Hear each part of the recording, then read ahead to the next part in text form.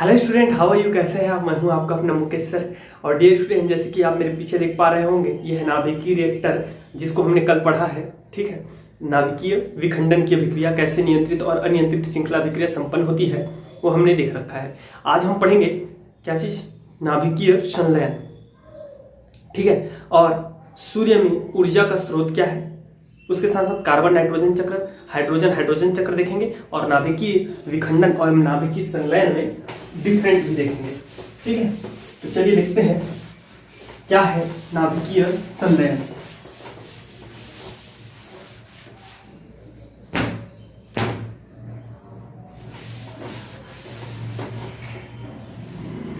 नाभिकीय संलयन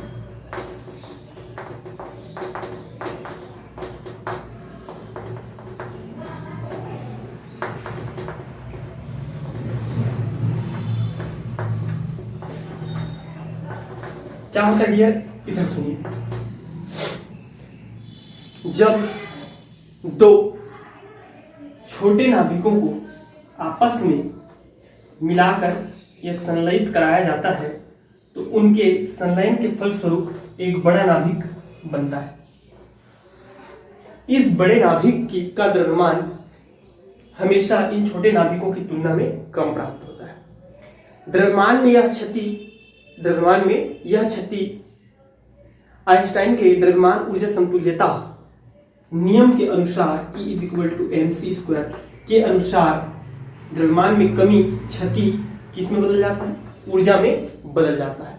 इस प्रकार की नाभिकीय अभिक्रिया को हम नाभिकीय संलयन कहते हैं। इसमें अपार मात्रा में ऊर्जा मुक्त होती है। ठीक है डियर स्टूडेंट, इतना आपको लिखना है। जैसे एग्जाम्पल है हमारा प्रोटॉन। दो प्रोटॉन आप लोग लिखेंगे। जब दो प्रोटॉनों का संलयन होता है तो उसके फलस्वरूप एक जो है ड्यूट्रॉन बनता है। क्या बनता है? ड्यूट्रॉन बनता है। एक पॉजिट्रॉन बनाते हैं, और इस अभिक्रिया में आपका 0.42 मेगा इलेक्ट्रॉन वोल्ट का एनर्जी मुक्त होता है। ये पॉजिट्रॉन है, इसको हम लोग इस प्रकार भी शो करते हैं। ठीक है, और ये क्या है भैया? ये है न्यूट्रिनो। ठीक है, एंटी न्यूट्रिनो। जब भी पॉजिट्रॉन मुक्त होता है तो उसके साथ में कौन क्या मुक्त होता है? न्यूट्रिनो मुक्त होता है। और जब भी इलेक्ट्रॉन मुक्त होता है, जिसको हम लोग ऋणात्मक बीटा कण प्रदर्शित करते हैं ऐसा, तो उसके साथ में क्या होता है? एंटी न्यूट्रिनो मुक्त होता है। ठीक है, तो इस प्रकार जब दो प्रोटॉन आपस में संलयित होते हैं तो उसके फलस्वरूप एक न्यूट्रॉन बनता है, साथ में एक पॉजिट्रॉन भी मुक्त होता है, और इस अभिक्रिया में 0.42 मेगा इलेक्ट्रॉन की एनर्जी मुक्त होती है। इसी प्रकार डियर स्टूडेंट, जब दो न्यूट्रॉन आपस में संलयित होते हैं, ठीक है, तो इसके फलस्वरूप क्या बनता है हमारा? इसके फलस्वरूप हमारा बन जाता है हीलियम, और एक न्यूट्रॉन मुक्त होता है, और इसके साथ साथ आपका एनर्जी मुक्त होता है 3.16 मेगा इलेक्ट्रॉन वोल्ट। ठीक है, तो इस प्रकार से हम देख पा रहे हैं कि जब भी दो छोटे नाभिक आपस में संलयित होते हैं तो उसके फलस्वरूप क्या होती है? ऊर्जा मुक्त होती है। अब बात करते हैं डियर स्टूडेंट सूर्य की। या ऐसा कभी आपको क्वेश्चन आ सकता है, तथ्यात्मक प्रश्न, क्या कि नाभिकीय संलयन के पूर्व नाभिकीय विखंडन आवश्यक है? क्यों? ठीक है, तब आपका जवाब क्या होगा इसमें? जब दो धनात्मक कण अर्थात प्रोटॉन, ये क्या है? दोनों प्रोटॉन है। ठीक है, तो जब भी दो धनात्मक नाभिक या प्रोटॉन आपस में एक दूसरे के पास आते हैं तो उनका जो है कूलाम प्रतिकर्षण बल कार्य करता है। या दो प्रोटॉन जब आपस में एक दूसरे के पास आएंगे तो क्या करेगा?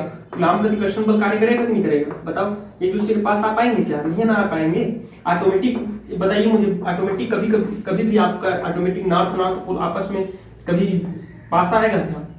अगर नजदीक भी ले आओगे तब भी वो आपस में नहीं जुड़ेगा। आपको क्या करना पड़ता है? फोर्स लगाना पड़ता है, बल लगाना पड़ता है कि नहीं?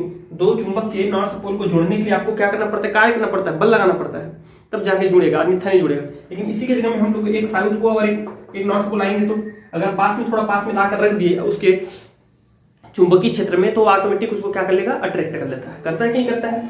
तो इसी प्रकार क्या होता है, जब दो नाभिकों के धनात्मक नाभिकों को आपस में, नाभिक मतलब धनात्मक ही है, ठीक है, तो जब दो नाभिकों को आप पास में लाया जाता है तो उनमें कूलाम का प्रतिकर्षण बल कार्य करता है। अतः दोनों को संलयित होने के लिए यह आवश्यक है कि उससे अधिक बल होना चाहिए, उससे अधिक बल कार्य करना चाहिए। इसके लिए उसकी गतिज ऊर्जा अधिक होनी चाहिए। किस चीज की? उन प्रोटॉनों की गतिज ऊर्जा अधिक होनी चाहिए। और गतिज ऊर्जा अधिक होने के लिए उनका ताप जो है, ताप जहां पर वो संपन्न हो रहा है नाभिकीय संलयन, वहां का ताप अधिक होना चाहिए। ताप अधिक होगा तो गतिज ऊर्जा ऑटोमेटिक अधिक हो जाएगी। गतिज ऊर्जा अधिक होगी तो फिर आपका जो प्रतिकर्षण बल है वहां विफल हो जाता है। समझ में आया? वहां पे काम नहीं करता है। ठीक है जी। तो ताप अधिक होना चाहिए, कम से कम 10 की घात 6 केल्विन जो है ताप होना चाहिए। और यह ताप केवल सूर्य में ही संभव है। कहां? केवल सूर्य में ही संभव है। यही कारण है कि प्राकृतिक रूप से जो नाभिकीय संलयन की क्रिया है वह कहां होती है? सूर्य में संपन्न होती है, क्योंकि सूर्य का उच्च ताप एवं निम्न दाब प्रोटॉनों को गतिज ऊर्जा प्रदान करती है, जिसके कारण दो नाभिक आपस में संलयित हो जाते हैं। ठीक है, क्या होना चाहिए? उच्च ताप होना चाहिए और निम्न दाब होना चाहिए, जो कि कहां है? सूर्य में। पृथ्वी में इस क्रिया को संपन्न कराने के लिए हमें उच्च ताप की आवश्यकता होती है, जो ताप केवल और केवल नाभिकीय विखंडन अभिक्रिया से प्राप्त की जा सकती है। और यही कारण है कि नाभिकीय संलयन को कराने के पूर्व नाभिकीय विखंडन कराना आवश्यक है, ताकि वहां से हमको टेम्परेचर मिले, ताप मिले, और ताप मिलेगा तब जाकर के उनकी जो नाभिक की गतिज ऊर्जा बढ़ेगी, फलस्वरूप वो क्रिया जो है संपन्न होगा। ठीक है डियर, तो इस प्रकार आपको जो है जवाब लिखना है। चलिए देखते हैं सूर्य में। ठीक है, सूर्य में और प्रोटॉन चक्र। सूर्य में नाभिकीय संलयन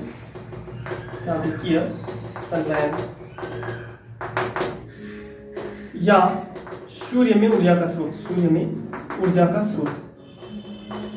का स्रोत क्या है? देखिएगा, सूर्य प्रति सेकंड सोचिए, प्रति सेकंड कितना ऊर्जा मुक्त करता है पता है? 3.6 multiplied to the power 26 joule प्रति सेकंड। इतना जूल मुक्त करता है प्रति सेकंड। सोचो, इतना जूल जो है प्रति सेकंड मुक्त करता है सूर्य। तो इसका कारण कहाँ है? इसका सोर्स क्या है? ठीक है, सूर्य प्रति सेकंड, आप लोग लिख लीजिएगा, सूर्य प्रति सेकंड 3.6 × 10 की घात 28 जूल जो है ऊर्जा मुक्त करता है, चूंकि सूर्य में यूरेनियम उपस्थित नहीं है। जैसे कि हम लोग जानते थे नाभिकीय विखंडन के लिए यूरेनियम आवश्यक है ना, जहाँ 200 मेगा इलेक्ट्रॉन वोल्ट जो है एक यूरेनियम परमाणु के विखंडन से मुक्त होता है। तो सूर्य में यूरेनियम उपस्थित नहीं है, किंतु सूर्य का 90% भाग प्रोटॉन और हीलियम से मिलकर बना हुआ है। प्रोटॉन और क्या किससे? हीलियम से मिलकर बना हुआ है। चूंकि सूर्य के आंतरिक भाग का दाब न्यूनतम एवं ताप जो है आपका, ताप जो है dear student 1.5 multiplied to the power 7 kelvin है, अतः सूर्य में नाभिकीय संलयन की अभिक्रिया होती है, जिसके कारण वहां अपार मात्रा में ऊर्जा मुक्त होता है। क्योंकि जब भी दो छोटे नाभिक आपस में संलयित होते हैं तो जो बड़ा नाभिक बनता है, जिसकी अभी बताएंगे आपको, नाभिक बनता है तो उसकी द्रव्यमान सदैव उन छोटे नाभिकों की तुलना में कम होती है। वह आइंस्टाइन के द्रव्यमान ऊर्जा संतुल्यता नियम के अनुसार किसमें कन्वर्ट हो जाता है? ऊर्जा में कन्वर्ट हो जाता है। ठीक है, जैसे ये सब लिखने के बाद लिखिएगा, जैसे प्रोटॉन चक्र, जैसे क्या चीज? प्रोटॉन चक्र। तो प्रोटॉन चक्र क्या है भैया? ये देखिए, प्रोटॉन दो प्रोटॉन संलयित होकर के एक ड्यूट्रॉन बनाते हैं। क्या बनाते हैं बोलिए? ड्यूट्रॉन बनाते हैं। एक ड्यूट्रॉन बनाते हैं। और एक पॉजिट्रॉन मुक्त होता है। पॉजिट्रॉन होगा तो न्यूट्रिनो भी निकलेगा, और इसमें जो है डियर स्टूडेंट 4 पॉइंट क्यू जो आप ऊष्मा उत्पन्न होती है वो होती है 0.42 मेगा इलेक्ट्रॉन की एनर्जी रिलीज होती है। ठीक है, इस प्रकार। अब देखिए दो ड्यूट्रॉन जो है वो आपस में संलयित होकर के एक हीलियम के कण बनाता है। क्या बनाता है? एक हीलियम का कण बनाता है और एक न्यूट्रॉन रिलीज होता है, और इसमें जो एनर्जी निकलती है वो निकलता है डियर स्टूडेंट, एनर्जी जो मुक्त होती है वो होता है 3.27 मेगा इलेक्ट्रॉन वोल्ट का। ठीक है, तो ये क्या हो रहा है? Proton neutron helium, proton neutron helium, इतना में चलते रहता है। ये प्रक्रियाएं चलती रहती है, आपस में क्रिया करते रहते हैं और ऊर्जा मुक्त होते रहते हैं निरंतर। इसी प्रकार एक न्यूट्रॉन और एक जो है हमारा प्रोटॉन आपस में क्रिया करके क्या बना लेंगे? फिर से हीलियम के कण बना लेंगे, इस प्रकार। ठीक है, हीलियम, और इसमें गामा रेज भी मुक्त होता है, और इसमें जो ऊष्मा की मात्रा होती है, ऊर्जा की मात्रा होती है 5.49 मेगा इलेक्ट्रॉन वोल्ट का ऊर्जा रिलीज होता है। इसी प्रकार आपके दो हीलियम कण आपस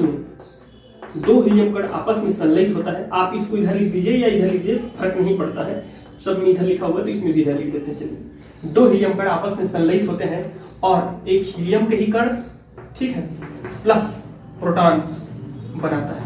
फिर से क्या बन गया? प्रोटॉन बन गया।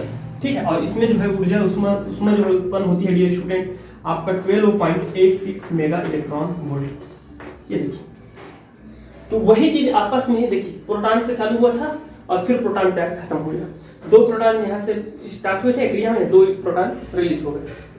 बात समझ में आ रही? दो प्रोटॉन रिलीज हो गए। तो इस प्रकार से क्रिया जो है निरंतर चलती रहती है और हमारा जो है ऊर्जा का उत्पादन होते रहता है। समझ में आ गया? तो इसको बोलते हैं हम लोग क्या चीज? प्रोटॉन चक्र। अब देखते हैं क्या चीज? कार्बन नाइट्रोजन चक्र, जो कि सूर्य में तो नहीं है लेकिन विभिन्न तारों में ऊर्जा का स्रोत है। ठीक है, सूर्य में तो क्या है? प्रोटॉन चक्र है, लेकिन ऐसे कई तारे हैं जहां पे ऐसा पाया गया है कि वहां का जो है ऊर्जा का स्रोत क्या है? कार्बन नाइट्रोजन चक्र है।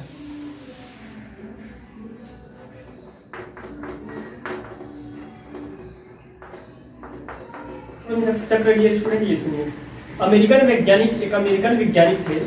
ठीक है, अमेरिकन वैज्ञानिक क्या? बेथे।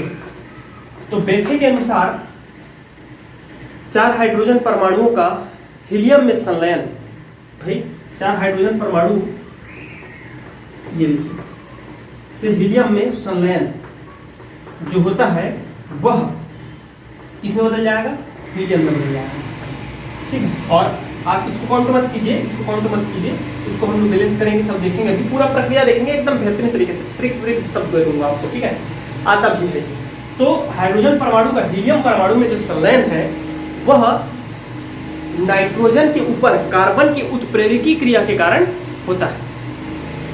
हाइड्रोजन का हीलियम में जो कन्वर्ट होता है वह नाइट्रोजन परमाणु पर कार्बन के उत्प्रेरकी अभिक्रिया के कारण होता है, और कार्बन माध्यमिक यौगिक के रूप में भाग लेता है एवं अभिक्रिया के अंत में पुनः मुक्त हो जाता है। जैसे कि हम जानते हैं उत्प्रेरक का गुण, उत्प्रेरक वे पदार्थ होते हैं जो किसी रासायनिक अभिक्रिया के वेग को घटा या बढ़ा देते हैं, किंतु भार एवं बनावट के दृष्टिकोण से स्वयं अपरिवर्तित होते हैं एवं रासायनिक अभिक्रिया के अंत में प्राप्त हो जाते हैं, वो उत्प्रेरक कहलाते हैं। तो हाइड्रोजन परमाणुओं का या प्रोटॉन का हीलियम में कन्वर्ट होना, परिवर्तित होना, संलयित होना नाइट्रोजन के ऊपर कार्बन की उत्प्रेरकीय अभिक्रिया के कारण होता है, और इसको उन्होंने ऐसा किया। मैं 2 तरीके से समझाऊंगा, ट्रिक भी दूंगा, टेंशन ना ले, बिल्कुल भी एकदम इजी है। ठीक है, देखिए कैसे हुआ भैया। कार्बन फर्स्ट, कार्बन पर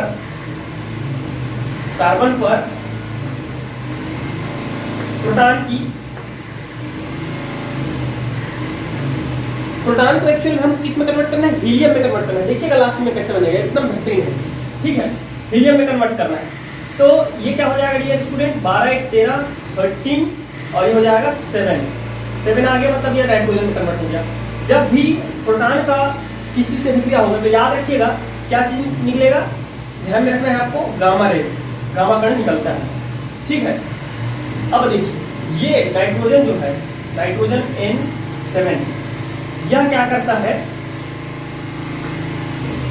यह पॉजिट्रॉन मुक्त करता है। तो जो पॉजिट्रॉन मुक्त करेगा, और सबको पता है पॉजिट्रॉन जब मुक्त करता है तो इसकी जो परमाणु क्रमांक है वो 1 कम हो जाती है, ठीक है, और ये हो जाएगा 13, 6, ठीक है। और जब भी पॉजिट्रॉन होता है तो उसके साथ में न्यूट्रिनो मुक्त होता है, और जब भी इलेक्ट्रॉन मुक्त होता है तो उसके संग में पॉजिट्रॉन मुक्त होता है, पॉजिट्रॉन बोल रहा हूँ, एंटी न्यूट्रिनो मुक्त होता है, और जब भी पॉजिट्रॉन मुक्त होता है तो न्यूट्रिनो मुक्त होता है, ठीक है। अब देखिए स्टूडेंट, ये 13C6 जो है, 13C6, इस पर पुनः क्या होगा, प्रोटॉन का बमबारी। तो प्रोटॉन का जब भी बमबारी होता है तो क्या होता है, हमारा गामा निकलता है। तो 13 ये हो जाएगा 14, हो जाएगा N7, और क्या मुक्त होगा, गामा रेज, ठीक है। अगेन इस नाइट्रोजन पर हमारा फिर से जो है प्रोटॉन का बमबारी, तो इससे हमारा क्या बनेगा, 15, और ये 7 एक हो गया 8 हो गया, मतलब ऑक्सीजन, ये क्या है, ऑक्सीजन का आइसोटॉप है, ऑक्सीजन 16, ये होता है कि नहीं होता है, 3 आइसोटॉप है, मैं पढ़ाया हूँ आपको, देख लीजिए जाके समस्थानिक, ये होता है आपका 3 आइसोटॉप होता है। तो इसमें एक आइसोटॉप बन जाता है किसका, ऑक्सीजन का। तो जब भी गामा का बमबारी होता है तो प्रोटॉन का बमबारी होता है तो गामा मुक्त होता है। नेक्स्ट स्टेप में क्या होगा, 15 ऑक्सीजन 8, यह जो है फिर से पॉजिट्रॉन मुक्त करता है। तो पॉजिट्रॉन जब भी मुक्त करता है पॉजिट्रॉन, तो उसके साथ में न्यूट्रिनो मुक्त होता है, और इसका परमाणु क्रमांक 1 कम हो जाएगा, तो 7 हो जाएगा, और ये हो जाएगा आपका 15। परमाणु द्रव्यमान संख्या में कोई कमी नहीं होती जी, सिर्फ क्या होता है, परमाणु क्रमांक में कमी होती है, ठीक है। अब क्या होगा, लास्ट फाइनली जो है हमारा 15N7 पर अगेन हाइड्रोजन का बमबारी। तो जब हाइड्रोजन का बमबारी होता है मेरे भाई, मेरे दोस्त, मेरे यार, तो यहाँ पे बन जाता है, हमको मिल जाता है कार्बन प्लस हीलियम, क्या चीज, हीलियम, इस प्रकार, ठीक है। प्रोटॉन का बमबारी हो रहा है, मतलब गामा कण रिलीज होंगे कि नहीं होंगे भाई, बोल दीजिए, यस सर, ठीक है। तो इस प्रकार ये, तो अंततः हमें क्या मिल गया, हीलियम मिल जाता है, प्रोटॉन के जो संलयित होने से क्या मिल गया, हीलियम मिल गया। और ये जो कार्बन और नाइट्रोजन है, तो ये केवल माध्यमिक यौगिक के रूप में, उत्प्रेरक के रूप में उपयोग किए गए। कैसे, इधर देखिए, लेफ्ट से लेफ्ट को जोड़िए, राइट साइड को जोड़िए, समझ में आ रहा है, कितने प्रोटॉन है, 1 2 3 4 प्रोटॉन है कि नहीं, तो 4 1 H1 लिख देता हूं मैं, ओके, प्लस इधर और क्या क्या चीज है उसको देखिए भाई, 13N7 से 13N7 कैंसिल आउट हो गया, ये दोनों कट गए, yes sir, very good, cut गए, यस सर, ठीक। 13C6 से आपका 13C6 कहाँ गया, एक होना चाहिए था, ये तो है 13C6, कट गया दोनों साइड से, कट गया सर। 14N7 से 14N7 कट गया सर, बिल्कुल। 15O8 से 15O8 कट गया सर, बिल्कुल कट गया। 15N7 से 15N7 कट गया सर। तो फिर बचा क्या मेरे भाई, ये जो है कन्वर्ट हो गया हमारा किस चीज में, इधर देखिए अब क्या चीज बचा, इधर केवल और केवल बचा है हीलियम, 4He2, हीलियम में कन्वर्ट हो गया। और चूंकि ये छोटे छोटे 4 हाइड्रोजन प्रोटॉन जो है ऐसे मिल करके एक बड़ा नाभिक बना रहे हैं हीलियम का, एक बड़ा नाभिक बना रहे हैं हीलियम का, लेकिन इस हीलियम का द्रव्यमान जो है इस प्रोटॉनों के तुल्य नहीं होगा, जिसके कारण जो द्रव्यमान में क्षति हुई है, जो कमी हुई है, वो किस रूप में प्रकट हो रहा है, ऊर्जा के रूप में प्रकट हो रहा है, ठीक है। और साथ ही साथ ये जो है हमारा गामा रेज है, 1 2 3 4 गामास एंड प्लस आपका 1 2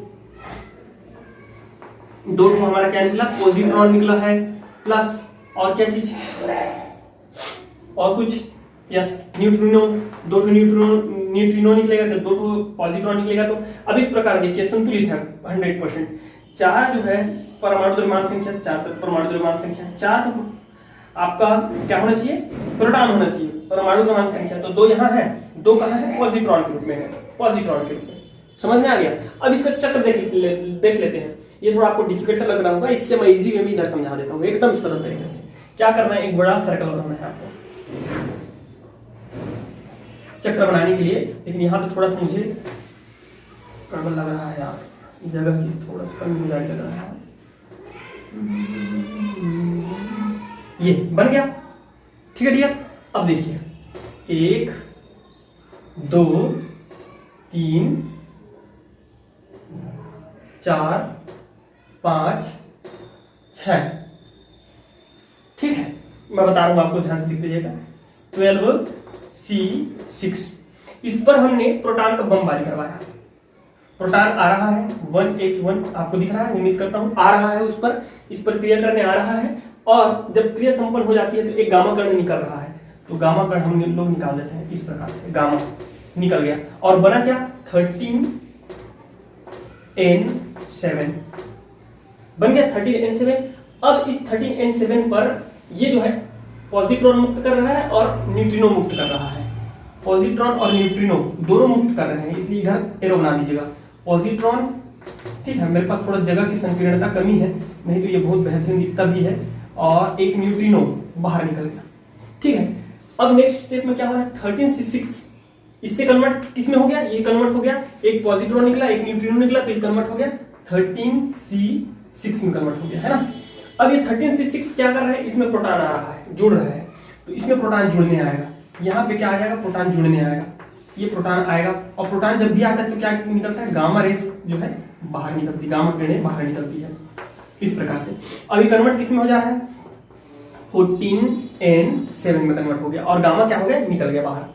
अब ये 14N7 में मेरे भाई फिर से प्रोटॉन कर दिया, तो यहाँ फिर प्रोटॉन का वो करो आप, प्रोटॉन अंदर और यहाँ पे हमारा गामा रेस बाहर, ये गामा रेस बाहर। ठीक है, और कन्वर्ट किस में हो गया, 15O8 में कन्वर्ट हो गया। ठीक है, अब इस 15O8 पर हमने फिर क्या किया, इसका न्यूट्रिनो बाहर निकल रहा है। यहाँ देख लीजिएगा, थोड़ा सुना दीजिएगा आप लोग ऐसा। यहाँ क्या हो रहा है, न्यूट्रिनो बाहर निकल रहा है और क्या निकल रहा है, पॉजिट्रॉन निकल रहा है। तो पॉजिट्रॉन बना दीजिए इधर और इधर बना दीजिए न्यूट्रिनो, इस प्रकार से। एंटी न्यूट्रिनो नहीं, न्यूट्रिनो। ठीक है, ये न्यूट्रिनो है। और अब इस नाइट्रोजन पर फिर किसका बमबारी कराएंगे हम लोग, अब ये किस में कन्वर्ट हो गया, ये जब न्यूट्रिनो और पॉजिट्रॉन जब निकला तो ये कन्वर्ट हो गया हमारा 15N7 पर। ये देखो ना भाई, 15O8 था, यहां से क्या क्या निकल गया, ये दोनों निकल गए, तो किस में कन्वर्ट हो गया, 15N7 में कन्वर्ट हो गया।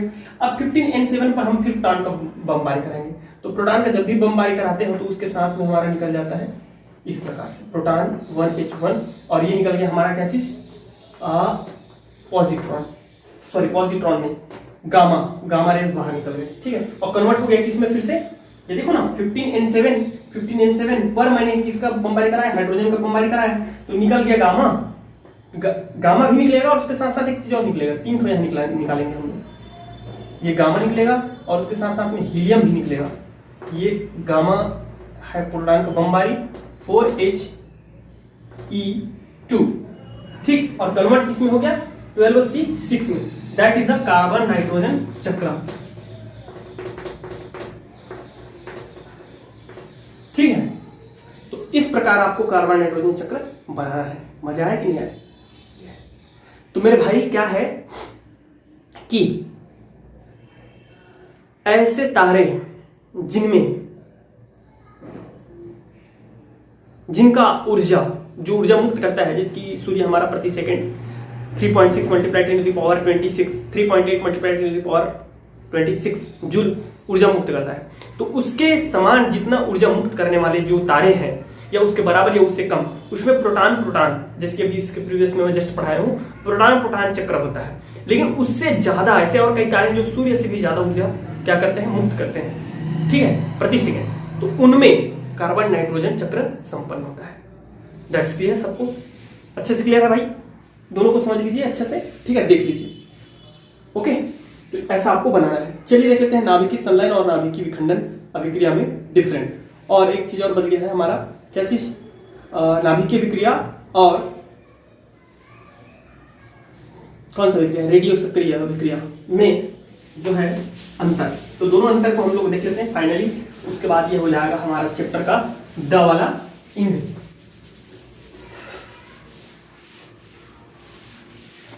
चलिए देखते हैं क्या चीज, नाभिकीय विखंडन एवं नाभिकीय संलयन। नाभिकीय विखंडन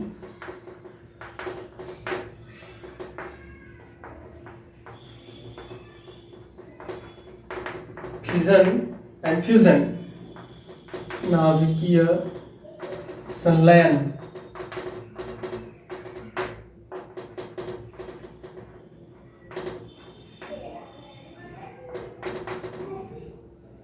डिफरेंट देखते हैं दोनों में क्या है।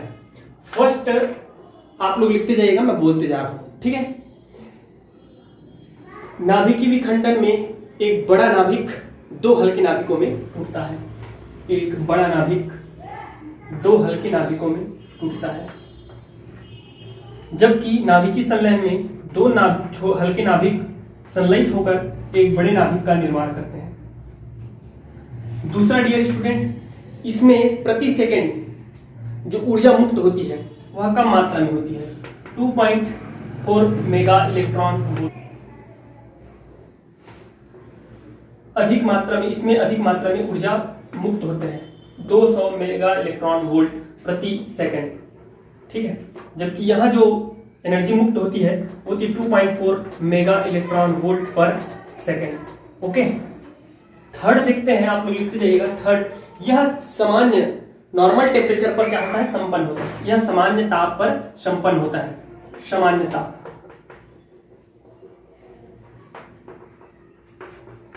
ठीक है, यह लगभग कितना में 1.6 या 1 मल्टीप्लाई 10⁶ केल्विन ताप पर संपन्न होता है, जिसकी सूर्य में या नाभिकीय विखंडन के, ठीक है ना, सूर्य में ही संपन्न होता है। इसके लिए अधिक ताप की आवश्यकता होती है। क्यों? पढ़ाया हुआ है, आपने देखा सुना जाना। थर्ड है डियर स्टूडेंट, हमारा इसका जो ईंधन है, इसकी ईंधन सीमित मात्रा में है, ईंधन सीमित मात्रा में उपलब्ध है, सीमित मात्रा में उपलब्ध है, ठीक है। इसका ईंधन पर्याप्त एवं असीमित है, ठीक है। नेक्स्ट है, इसमें विखंडित होने वाले पदार्थ रेडियो सक्रिय होते हैं। क्या होते हैं? रेडियो सक्रिय होते हैं, सक्रिय होते हैं। और यहाँ विखंडित होने वाले पदार्थ रेडियो सक्रिय नहीं होते।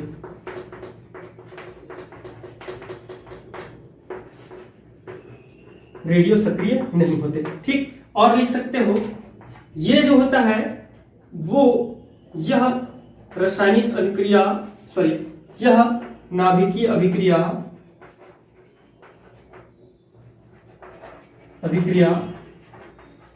सूर्य में या पृथ्वी पर नाभिकीय विखंडन के पश्चात ही संभव है।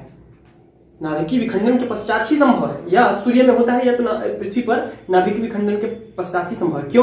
क्योंकि उसको संपन्न कराने के लिए हमको बहुत ज्यादा मात्रा में ऊर्जा की आवश्यकता होती है, नाभिकीय संलयन को, ठीक है। सूर्य में आसानी से हो जाता है, क्योंकि सूर्य का टेम्परेचर 10⁻⁷ केल्विन हो जाता है, लेकिन पृथ्वी में उतना ताप कहाँ है। तो हमें पहले क्या कराना पड़ता है? नाभिकीय विखंडन प्राप्त कराना पड़ता है, ताकि हमको हाई टेम्परेचर प्राप्त हो सके, और उसके बाद नाभिकीय संलयन होता है। यह नाभिकीय रिएक्टर में संभव, नाभिकीय रिएक्टर में परमाणु भट्टी जिसको हम लोग बोलते हैं, रिएक्टर में संपन्न कराया जाता है, संपन्न कराया जाता, ठीक है डियर स्टूडेंट। तो ये चीज समझ में आ गई, 1 2 3 4 5 6 सफिशिएंट है। ओके, एक चीज नाभिकीय होलोकास्ट किसे कहते हैं? तो नाभिकीय होलोकास्ट क्या है? जब नाभिकीय अभिक्रिया होती है, या जब नाभिकीय अभिक्रिया होती है तो उससे अपार मात्रा में ऊर्जा मुक्त होता है, ठीक है। तो इस क्रिया के फलस्वरूप, और जब अपार मात्रा में ऊर्जा मुक्त होता है तो उससे उत्पन्न होने वाली परिस्थितियों को, जैसे कि नागासाकी हिरोशिमा, ठीक है, जो परिस्थिति उत्पन्न होती है उसे हम क्या कहते हैं? होलोकास्ट कहते हैं। चलिए देख लेते हैं एक छोटा सा और डिफरेंस। क्या चीज? क्या? नाभिकीय विखंडन या रेडियो एक्टिव विघटन और नाभिकीय विखंडन में डिफरेंट। इसमें नाभिकीय विखंडन में डिफरेंट क्या है भैया? ये देखनी, पहला आप लोग लिखते जाइएगा। पहला, यह स्वतः संपन्न होती है, स्वतः संपन्न होती है। ठीक है, निरंतर होती रहती है, निरंतर कंटिन्यू। इसके रेडियम से हमेशा अल्फा बीटा कण जो है निकलते रहते हैं, तो यही है रेडियो एक्टिव विघटन। ठीक है, यह स्वतः होती है, इसे संपन्न कराया जाता है, संपन्न कराया जाता है। ठीक है, इसमें गामा या अल्फा बीटा गामा कणों के रूप में कम मात्रा में ऊर्जा विमुक्त होती है, कम मात्रा में ऊर्जा मुक्त होती है। इसमें प्रति सेकंड लगभग 200 मेगा इलेक्ट्रॉन वोल्ट ऊर्जा मुक्त होती है, अधिक मात्रा में। ठीक है, नेक्स्ट क्या है डियर स्टूडेंट? नेक्स्ट है हमारा, इसमें नए नाभिक का परमाणु क्रमांक एवं द्रव्यमान संख्या कम हो जाता है। इसमें परमाणु क्रमांक एवं परमाणु द्रव्यमान संरक्षित रहता है, किंतु दो बराबर नाभिक में टूट जाता है। और एक आंख 1 2 3 4, इसे नियंत्रित नहीं किया जा सकता।